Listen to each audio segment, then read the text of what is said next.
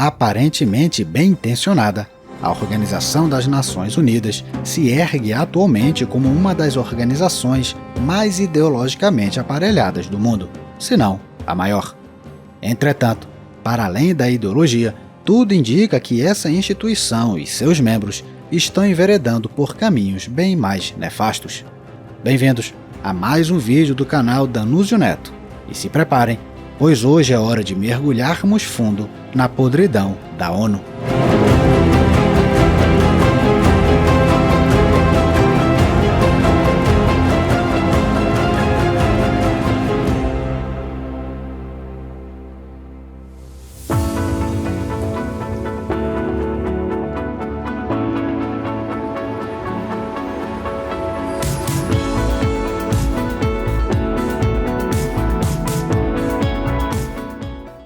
Tal como a estrada para o inferno, boa parte das perspectivas supranacionalistas da ONU soaram bem intencionadas em um primeiro momento. E, curiosamente, podemos rastrear a origem dessas teses em momentos bem distintos da humanidade. Dentre os principais, certamente o Congresso de Viena, decorrido entre setembro de 1814 e junho de 1815, e que teve o intuito de reestruturar a Europa após a inevitável derrocada de Napoleão em Waterloo, se ergue como um dos principais fomentadores das teses estruturais do que viria a ser a ONU, mesmo que indiretamente. Depois desse congresso fracassado, que buscaria trazer paz para a Europa, investindo no retorno ao status quo pré-Revolução Francesa e por meio de uma embrionária aliança política supranacional, mas que só teria como resultado mais guerras entre seus membros, tais como a Guerra Franco-Prussiana, rumamos então para o ano de 1918, quando o presidente americano Woodrow Wilson lança suas idílicas 14 teses, que pretendiam apaziguar o mundo após o fim da Primeira Guerra Mundial. Como uma semente putrefata, essas teses germinariam na árvore da Liga das Nações, a primeira grande organização internacional do mundo, cujo intuito era manter uma paz global ampla e duradoura. Tarefa essa que a Liga fracassaria por completo ao permitir, somente, entre aspas, o surgimento da maior guerra da história da humanidade, a Segunda Guerra Mundial. Entretanto, mesmo com o evidente fracasso dessa organização supranacional, tais teses não arrefeceram, sendo na realidade mais do que fortalecidas, levando assim a criação em outubro de 1945 da Organização Nacional das Nações Unidas, que já estava sendo planejada desde 1943 na Conferência de Teherã. Por décadas, a ONU assumiu um papel de destaque ímpar na história mundial, com seu poderoso Conselho de Segurança desempenhando um papel formidável não só em fracassar na manutenção da paz global, mas também em ampliar o morticínio mundo afora, em vista da incapacidade da organização de conseguir ações concretamente em favor da paz. Todavia, pelo menos em sua propaganda, e especialmente nas declarações de seus secretários-gerais, a ONU buscou manter por muito tempo uma postura minimamente austera e comedida, visando manter-se como um farol da liberdade e da diplomacia. Porém, tudo mudou. Enveredando cada vez mais para a esquerda, a ONU foi perdendo rapidamente sua aparência austera durante os anos 2000. Todavia, a guinada da organização rumo à completa degeneração ocorreu a partir do dia 1º de janeiro de 2017, quando Antônio Manuel de Oliveira Guterres assumiu o cargo de secretário-geral da ONU. Tendo atuado como primeiro-ministro de Portugal de outubro de 1995 a abril de 2002, Guterres representa perfeitamente a degradação política vigente, uma vez que a aparente neutralidade que sempre tentou vender desde 2017 na ONU contrasta de maneira assintosa com sua militância política. Membro histórico do movimento socialista português, onde militou ininterruptamente por décadas, Guterres foi de 1992 a 2002 o secretário-geral do Partido Socialista Português, bem como presidente da Internacional Socialista de novembro de 1999 a junho de 2005. Inequivocamente influente, Guterres empreendeu uma imensa aproximação da ONU junto à ditadura comunista chinesa desde 2018, tecendo elogios recorrentes ao déspota Xi Jinping, com um dos elogios mais assintosos sendo feito em março de 2021, quando Guterres declarou, abre aspas, quero expressar os meus sinceros parabéns ao seu governo e ao senhor pessoalmente. Elogio por sua visão e liderança. Fecha aspas. A declaração em questão visava engrandecer os ditos esforços da China para acabar com a fome, com Guterres simplesmente decidindo ignorar que a mesma ditadura comunista que ainda liderava a China havia sido responsável pela morte de pelo menos 20 milhões de chineses de fome no final dos anos 50 e no começo dos anos 60. Contudo, a pequenez moral de Guterres e da ONU como um todo só apareceria definitivamente nos meses finais de 2023, quando uma tragédia se abateu contra o povo de Israel.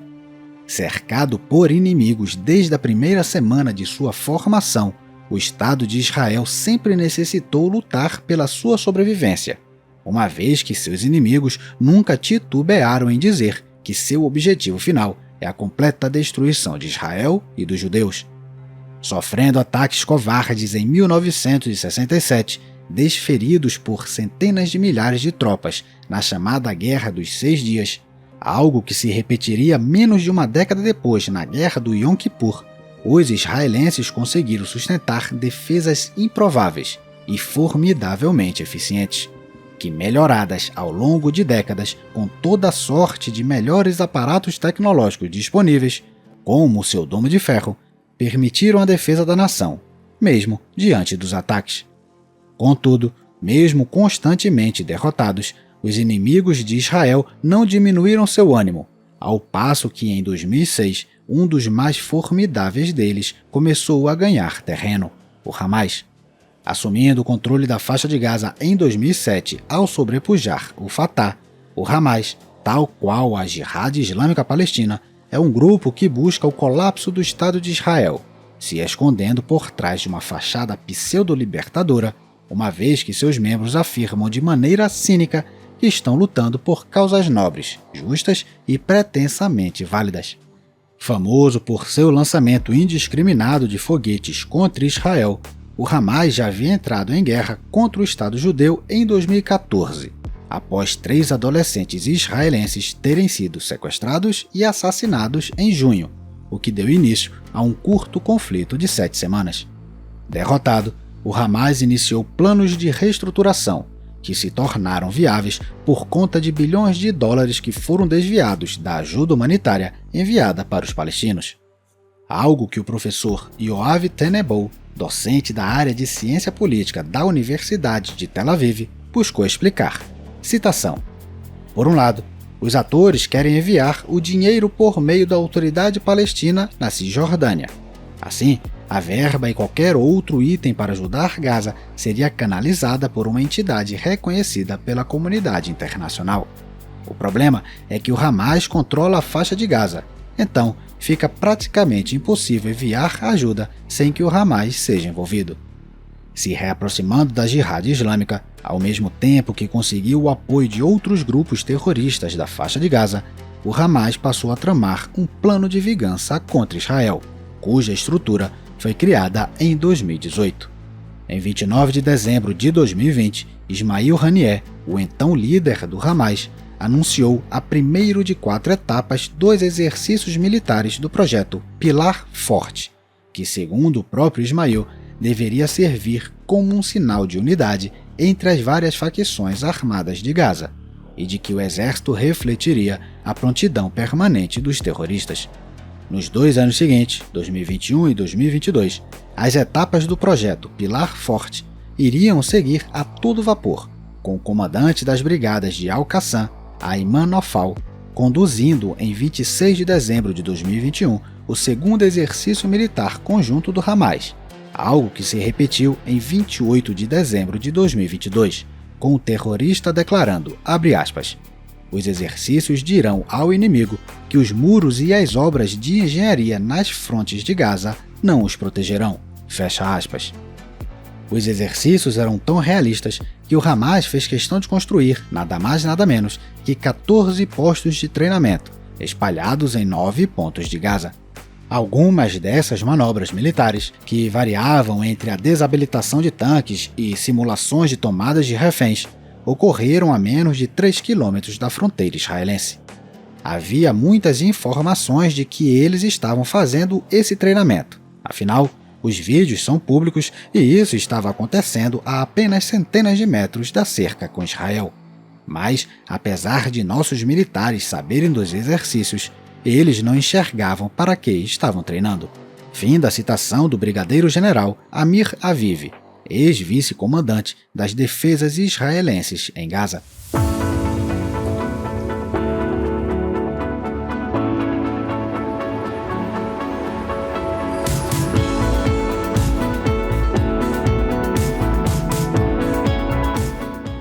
Em setembro, os terroristas divulgaram imagens em seu canal no Telegram das vigias que estavam empreendendo na fronteira com Israel. E no dia 12 do mesmo mês, a quarta e última etapa do projeto Pilar Forte ocorreu, com todas as etapas e táticas que iriam ser desferidas contra Israel tendo sido apreendidas e decoradas com um esmero dantesco pelos terroristas. Finalmente, em 7 de outubro, uma data que ficará eternamente marcada na história, entre 1.500 e 3.000 terroristas do Hamas, ao lado de tropas da Jihad Islâmica Palestina, das Brigadas Mujahideen e das Brigadas Al-Nasser Salah al-Din, invadiram Israel, espalhando o caos por toda a parte e resultando no dia mais mortífero para o povo judeu desde o Holocausto, quando mais de 1.000 pessoas foram trucidadas e outras centenas foram sequestradas para dentro de Gaza. Por si só, esses ataques já assombraram o mundo todo. Contudo, algo estranho passou a ocorrer. Reagindo legitimamente contra o Hamas, Israel passou a receber estranhas e rotineiras reprimendas da ONU, em especial de Antônio Guterres, mas não somente dele. De maneira tacanha, Francesca Albanese, que desde maio de 2022 ocupa na ONU o cargo de relatora especial sobre os territórios palestinos ocupados, se tornou a ponta de lança de uma imensa campanha de difamação contra Israel, a quem ela acusou absurdamente de empreender na Palestina algo nos moldes do Holocausto nazista, bem como limpeza étnica e afins. No entanto, de maneira assustadora, membros da ONU não se limitaram a propagarem teses mentirosas e o fomento de falácias. Não, alguns deles foram bem mais longe.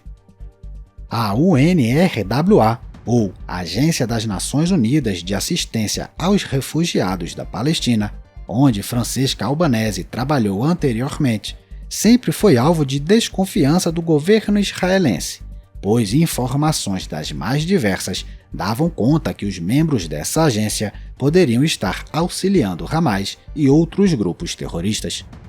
Todavia, os ataques de 7 de outubro demonstrariam que essa organização era bem mais sombria do que se poderia imaginar. Após denúncias de Israel, surgiram informações que indicavam a participação direta de funcionários da UNRWA nos ataques contra Israel, com pelo menos 2 deles tendo participado de um sequestro e ajudado a roubar o corpo de um soldado. Em fevereiro de 2024, engenheiros do exército israelense descobriram túneis abaixo da sede da UNRWA, com os militares declarando o seguinte, abre aspas, tudo é conduzido a partir daqui. Toda a energia para os túneis é enviada daqui. Este é um dos comandos centrais da inteligência. Este lugar é uma das unidades de inteligência do Hamas, de onde eles comandaram a maior parte do combate. Fecha aspas. Por meses, a ONU iria se contentar em apenas afastar preventivamente alguns de seus terroristas em potencial, e somente em agosto de 2024, 7 deles seriam demitidos definitivamente.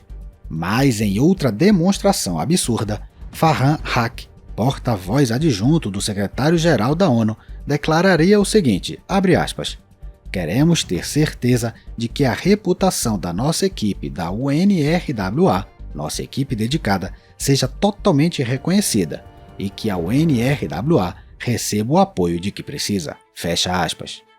Um membro dessa equipe dedicada, entre aspas, chamado Fateh Sherif, o diretor da escola secundária Deir Yassin, administrada pela UNRWA, seria neutralizado por tropas israelenses em 30 de setembro de 2024, em um ataque no Líbano.